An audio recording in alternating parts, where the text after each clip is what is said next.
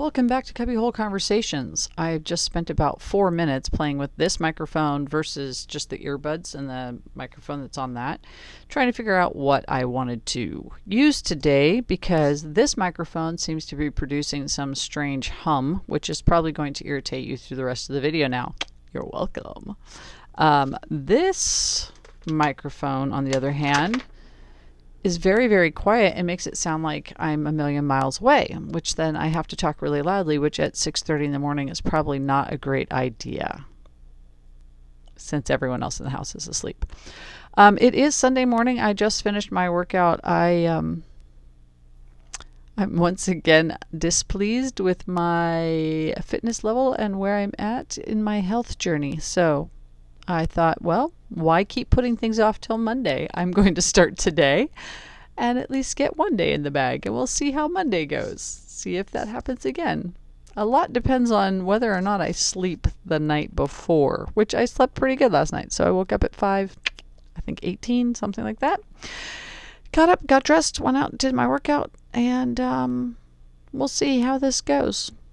I think during the week it's going to be harder because I'm trying to also do my Bible study and work before the guys get up. So that's a little more challenging. But I'm going to try it, and I'm going to try getting my workout in. And like today I listened to Restoration Seattle, which is a Messianic Jewish synagogue in our area that I found through my friend Kimberly, and I started listening to them during the COVID lockdowns and all of that. And Isaac and I were listening to it together for a while, and then he kind of just was like, I think I'm done with that one, which is fine. It's kind of heady at times, and other times it's not. So anyway, so he decided he didn't want to watch it anymore, but I still am trying to watch it, but I'm behind. Like, I think I just listened to like September, I'm trying to look at the calendar, September 4th or something like that. I think it was September 4th. Anyway, so I'm kind of behind on that, but my thought process is, well, I can listen to a Bible thing while I do the cardio part.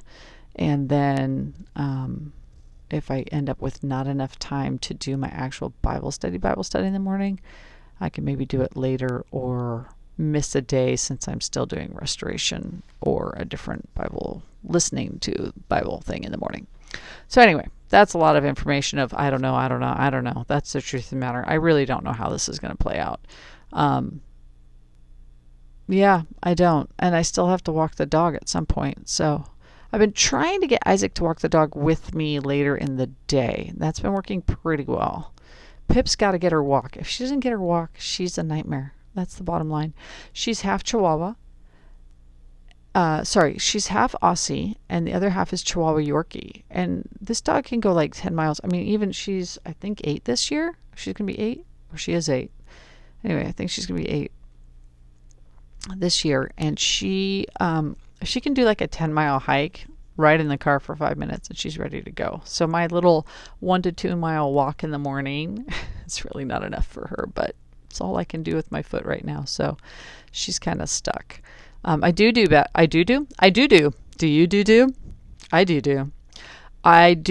better on trails like wooded trails and stuff where the dirt is absorbing some of the impact versus concrete walking, which right around us is all concrete walking unless I go over to Shelton View Forest, which by the time I walk to Shelton View Forest, my foot's done. So I'd have to drive over to Shelton View Forest, which is not going to happen in the morning. Anyway, I don't know what my dog's doing. She's being weird. Okay, sorry.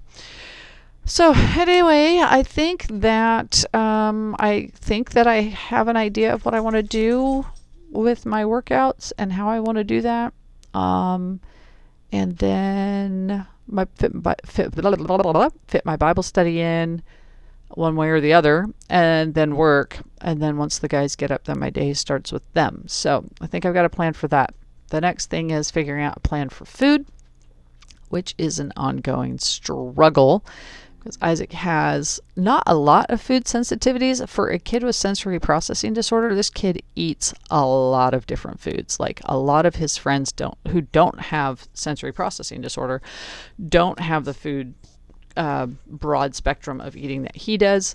It just happens that some of the foods that I can eat he doesn't like. So we did figure out how to do salad for him. So that's good. At least I think I've got a plan on the salad for him.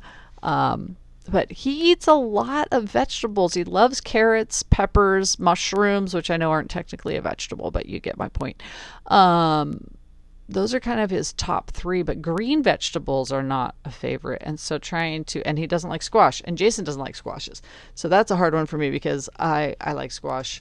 And people say, oh, well, just make yourself squash. I'm like, you know what it's like making multiple meals every single day for every single meal. It gets old. Jason takes care of his own breakfast. We don't discuss breakfast around here.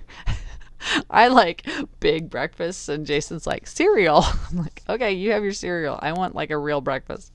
Like I'm like the girl who wants the hotel breakfast every morning. I'd like my toast and my bacon and my eggs and my orange juice, and if I could have yogurt, my yogurt. Like I would like the spread.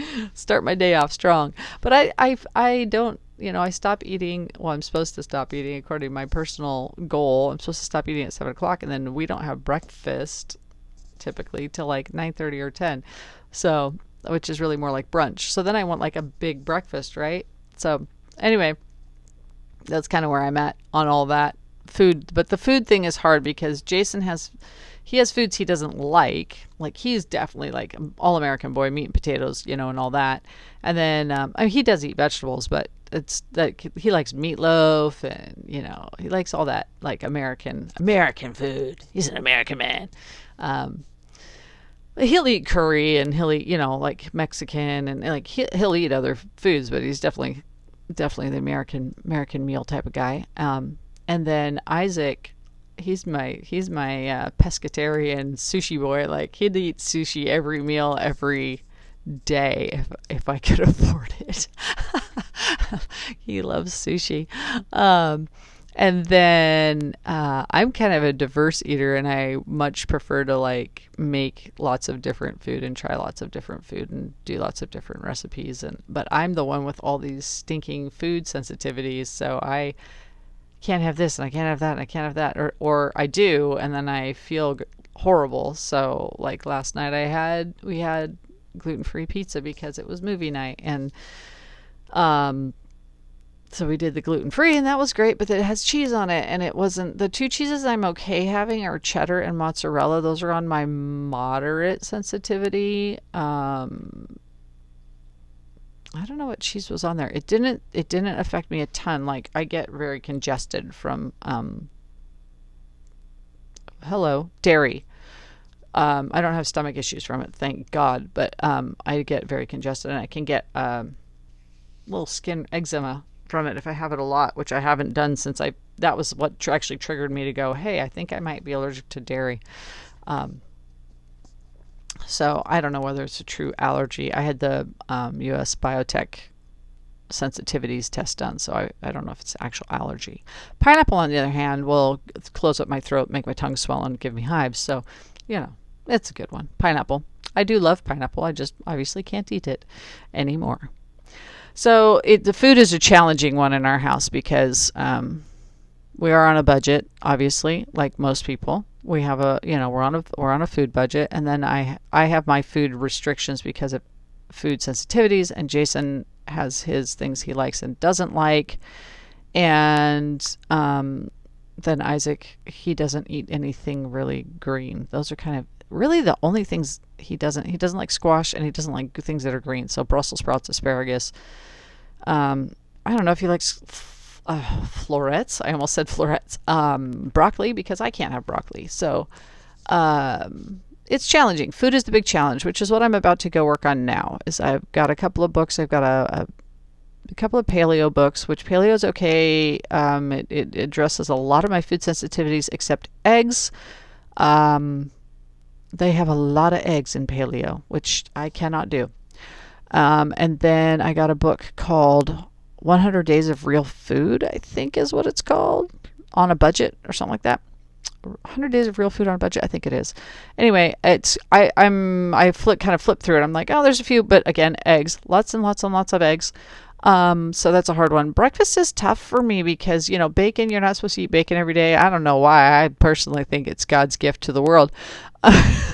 And then eggs, I'm not supposed to eat those. So that's tough. And then I can't really have yogurt, and cereal's kind of crappy. And, it's breakfast is a tough one for me because I really enjoy a good breakfast and then finding something I can have. So that's kind of my top goal for this week, is to try some new breakfasts, and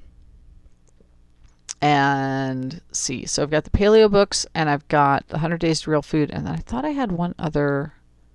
Oh, I've got a ton I've got like 6 or 7 or 8 of the gluten-free cooking magazines that I have from way back when I first was told to get off of gluten. And so I'm going to flip through those and see if there's breakfast recipes. So my first thing is, I'm not going to worry about lunch. Lunch is pretty, we do a lot of just leftovers or whatever we've got around for lunch. So lunch is not a big deal. Breakfast is a tough one for me, so I'm going to focus on breakfast. And then I'll focus on dinner, and then we'll go from there. But for this week, my goal is to find some new breakfasts to try that are not egg-based that I like. So I had no clue what I was going to talk about when I came on today, but apparently I was talking about working out and food. I think I miss Gloria, because that's really what we talk about all the time. Food and working out. Food and working out. So anyway, I guess this one's for you, Gloria. And Christy too. Christy and I, when we used to walk all the time, we would talk about food, and we talked about a lot of life stuff too. But yeah. Anyway, apparently food and working out are like pivotal points of my life. So to all my friends who discuss food and working out with me, miss you all. Hope to see you all soon, and I wish you the best. Have a great day. Have a great week. God bless. See you next time.